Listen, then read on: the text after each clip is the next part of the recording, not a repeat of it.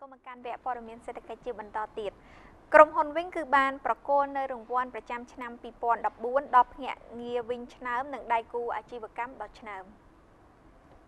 ក្រុមហ៊ុនវិញគឺបានប្រារព្ធពិធីប្រគល់រង្វាន់ប្រចាំឆ្នាំ2014ដល់ភ្នាក់ងារវិញឆ្នើមនិងដៃគូអាជីវកម្មឆ្នើមផងដែរកម្មវិធីនេះគឺត្រូវបានប្រារព្ធធ្វើឡើងជារៀងរាល់ឆ្នាំដើម្បីកោតសរសើរដល់ដៃគូនិងភ្នាក់ងារទាំងអស់ដែលបានខិតខំប្រឹងប្រែងធ្វើការនៅសេវាកម្មដ៏ល្អទៅឲ្យអតិថិជនក្រុមហ៊ុនមានផលិតផលនិងសេវាកម្មជាច្រើនរួមមានសេវាផ្ទេរប្រាក់ដកប្រាក់ដាក់ប្រាក់សេវាបង់វិក័យប័ត្រសេវាបើកប្រាក់វិវត្តសេវាទូទាត់តាមប្រព័ន្ធអ៊ីនធឺណិតនិងទូទាត់សាច់ប្រាក់តាមម៉ាស៊ីនវិញផងដែរក្រុមហ៊ុនវិញគឺ